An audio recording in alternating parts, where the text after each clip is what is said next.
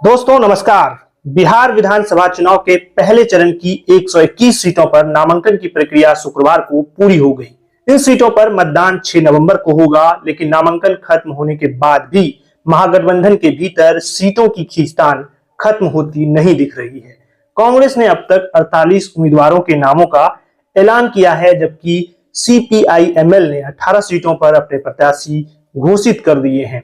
तो वहीं राजद ने अब तक उम्मीदवारों की एक भी लिस्ट जारी नहीं की है। जानकारी के मुताबिक महागठबंधन की 10 सीटों पर आपसी टकराव की स्थिति बन गई है और इनमें से 5 सीटों पर कांग्रेस और आरजेडी आमने सामने है।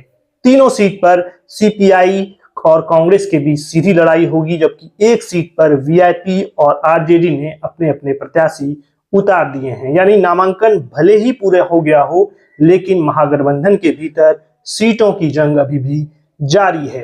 फर्स्ट फेज के 121 सीटों पर महागठबंधन के 125 प्रत्याशियों ने नामांकन किया, जिसमें से 121 में से राजद ने 72, कांग्रेस ने 24, लेफ्ट ने 21, वीआईपी ने 6 और आईआईपी ने 2 सीटों पर नामांकन भर दिया है। किन सीटों पर महागठबंधन के प्रत्याशी आमने सामने होने वाले हैं, चलिए इसके बारे में हम आपको बता देते हैं। वैशाली सीट पर आरजेडी से अजय कुशवाहा और कांग्रेस से संजीव कुमार के बीच इस बार आपसी टकराव हो सकता है। वहीं तारापुर सीट पर आरजेडी से अरुण शाह तो वीआईपी से सकलदेव बिंद के नाम की चर्चा है। तो इसके अलावा बछवाड़ा से सीपीआई से अवधेश राय, तो वहीं कांग्रेस से गरीब दास जो है, दोनों ने यहां से नॉमिनेशन दे दिया है। गौराबराम सीट से आरजेडी के अफजल अली के सामने वीआईपी के संतोष सहनी, हालांकि आरजेडी ने यहाँ पर जिला निर्वाचन पदाधिकारी को लेटर लिखकर कहा है कि यहाँ उनके जो अधिकृत प्रत्याशी हैं वो वीआईपी के संतोष सहनी हैं। लालगंज में आरजेडी से शिवानी शुक्ला, तो वहीं कांग्रेस से प्रवीण कुशवाहा, माफ कीजिएगा, तो कांग्रेस से आदित्य राजा हैं। उसके अलावा अगर कहलगांव की बात करें तो यहाँ से आरजेडी के रजनीश यादव, तो इसके अलावा जो कांग्रेस से प्रवीण कुशवाहा को उम्मीदवार बनाया गया। राजा पाकड़ में सीपीआई के मोहित पासवान उम्मीदवार हैं, तो वहीं कांग्रेस की प्रतिमा दास भी यहीं से उम्मीदवार हैं।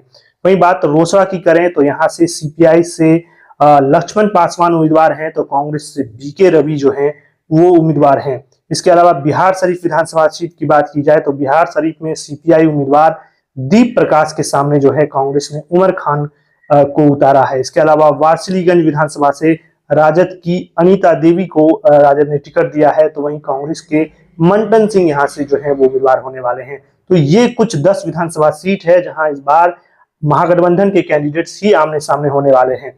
इसके अलावा आप समझ सकते हैं कि महागठबंधन में किस तरह से टूट हो चुकी है, या कह सकते हैं महागठबंधन में सीट शेयरिंग को लेकर किस तरह से असहमतियां हैं। इसका एक बहुत बड़ा प्रमाण है कुटुंबा विधानसभा सीट, जो औरंगाबाद जिले में अंतर्गत आती है। और ये सीट जो है एक हॉट सीट माना जाता है, क्योंकि यहाँ से कांग्रेस के प्रदेश अध्यक्ष जो है राजेश राम, वो 2 बार से यहाँ से चुनाव जीतते रहे हैं और वहां पर आरजेडी ने जो है सुरेश पासवान को अपना उम्मीदवार बना दिया है। आप समझ सकते हैं कि किस तरीके से महागठबंधन में असहमतियां चल रही है।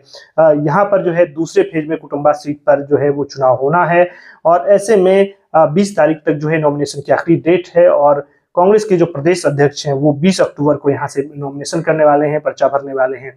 तो उधर जो है आरजेडी के उम्मीदवार सुरेश पासवान भी नॉमिनेशन को लेकर अपनी तैयारी कर रहे हैं। तो साफ है कि इन कुछ सीटों पर जो है इस बार महागठबंधन के भीतर फ्रेंडली फाइट की संभावना बन रही है। भले ही लगातार महागठबंधन के नेताओं के बीच जो है आपस में मीटिंग और मीटिंग पर मीटिंग होता रहा हो, लेकिन उससे जो है महागठबंधन की सीट शेयरिंग का जो पेच है वो सुलझता दिखाई नहीं दे रहा है, बल्कि कई सीटों पर इस बार महागठबंधन के प्रत्याशी जो है वो आमने सामने नजर आ रहे हैं। तो ऐसे में आपको क्या लगता है कि क्या इस तरह से महागठबंधन की जो रणनीति है, क्या वो एनडीए को चुनौती दे पाएंगे या नहीं दे पाएंगे? अपनी राय कमेंट बॉक्स में जरूर रखिए। वीडियो को लाइक कीजिए और हमारे चैनल को सब्सक्राइब करना मत भूलिए। आपका बहुत बहुत धन्यवाद।